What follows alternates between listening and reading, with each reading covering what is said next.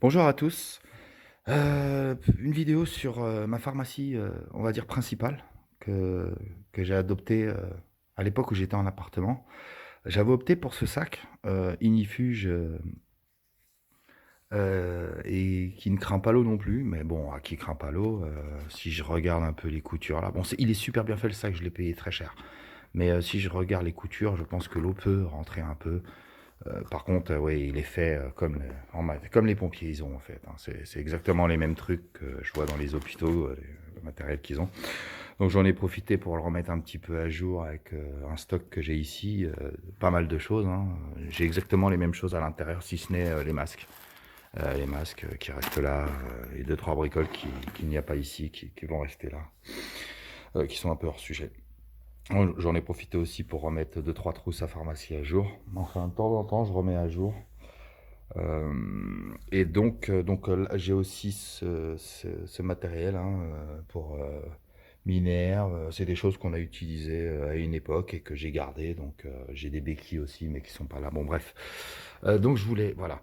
Ça c'est le principe que j'ai adopté en appartement parce que moi, à l'époque, ce que j'avais, c'était un petit peu comme tout le monde, c'était une pharmacie, mais dans un meuble qui était dans la salle de bain. Et à chaque fois que j'allais chez mes amis ou quoi, c'était toujours le même système qu'ils avaient.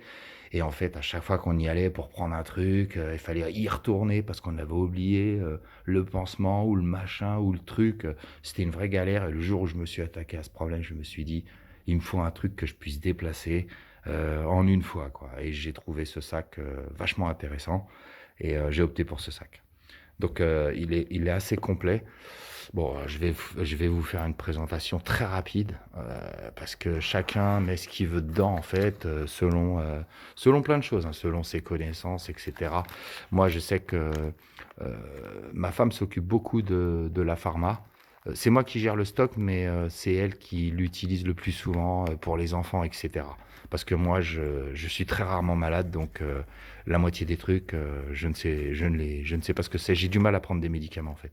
Moi, je vais essayer de tenir deux trois jours, et puis si au bout du troisième jour ça va pas, là, je vais commencer vraiment à me soigner, quoi. Euh, donc on a des trucs un peu sérieux comme un occlusif ici.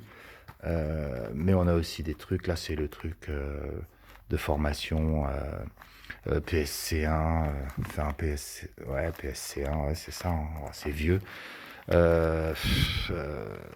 Donc on a, là j'ai même, comment ça s'appelle, une épingle à nourrice, des trucs comme ça, on a les gants, enfin voilà, on a ça là, enfin il y a plein de trucs à l'intérieur, je vais pas tout déballer. Ici on a un compressif assez costaud. Euh, À l'intérieur, on va retrouver des ciseaux, là, des Gesco. Mais sinon, on a aussi des ciseaux pour les enfants, pour couper les ongles ou des trucs comme ça. Euh, voilà, des ciseaux comme ça. On a simplement des ronds de coton, par exemple, hein. Mais on a aussi des bandes, euh, des bandes un peu plus sérieuses qui s'auto-agrippent, hein. On en a plusieurs. La biafine en tube. Ça, faut contrôler les dates. Ça, on peut pas garder ça éternellement, malheureusement. On a aussi des pansements, thermomètres électroniques. Enfin voilà, de quoi nettoyer des petites plaies, des compresses. Voilà. On a ça, c'est du synthol. Enfin, ça aussi, c'est pour des blessures, etc. Donc, on a un petit peu de pommade aussi par là. L'avantage de ce sac, c'est que c'est vachement. Ça, c'est des scratchs. Ça, c'est à scratch. On peut les déplacer. Donc, on peut avoir. Si on veut, j'enlève les deux scratchs. On a un grand truc où on peut mettre des trucs un peu plus lourds pour ceux qui maîtrisent certains trucs, quoi. Mais moi, j'ai trouvé l'idée des compartiments qui se déplacent pas mal, quoi. Donc, ici, pareil, on a une partie qui est vraiment bien où là j'ai mis essentiellement tout ce qui est Doliprane et Feralgan, tout ce qui est pour la douleur, Codoliprane, des trucs euh, des trucs lourds alors toujours en cachet, j'évite l'effervescent et toujours au plus puissant. C'est-à-dire que si je donnais un Doliprane au gosse, c'est du 1000, je le coupe en deux, quoi. C'est pas j'ai des 500, non non non, tout est voilà. Là on a différentes pommades, différents trucs aussi. Il y a des trucs pour les yeux, il y a des trucs pour les piqûres, etc. Enfin là, on a des trucs pour le nez, voilà.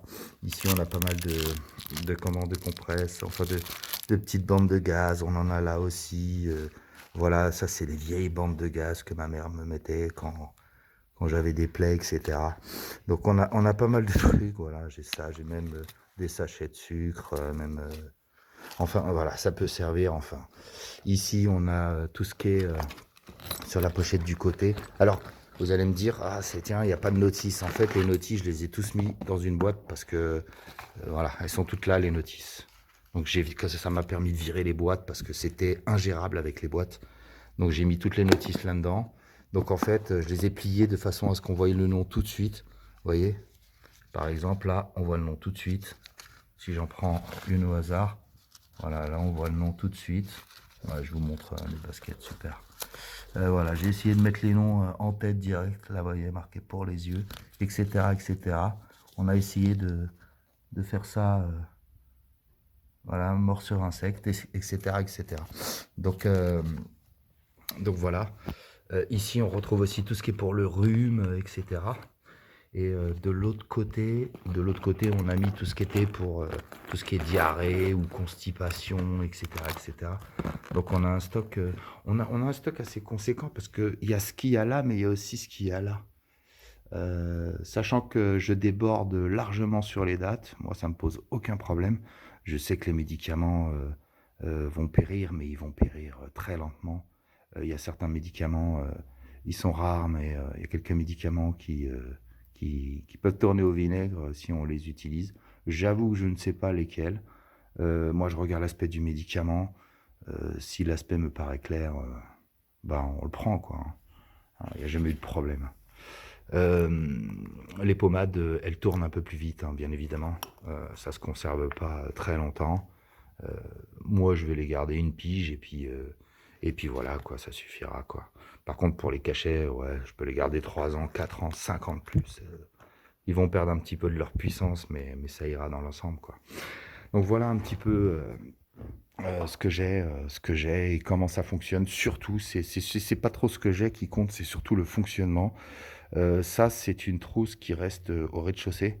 Donc au rez-de-chaussée, moi j'ai salon, salle à manger.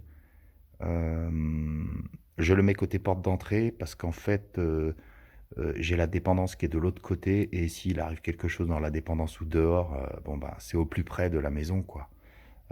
Et comme je disais, pour le deuxième étage, j'ai une petite trousse, moi, dans ma chambre, pour aller vite au premier en pleine nuit, avec les frontales qui vont bien, mais ça, c'est rien à voir avec la pharmacie, c'est au cas où il y a une coupure de courant la nuit. Mais voilà un petit peu l'organisation. Et dans ma petite trousse à pharmacie, c'est de la bobologie, quoi. Ça va être du codoliprane, du doliprane, voilà. Enfin, il n'y a pas grand-chose, quoi. Donc voilà pour la présentation de la pharmacie du domicile, donc le sac, ce sac-là, quoi. Voilà. Ciao à tout le monde.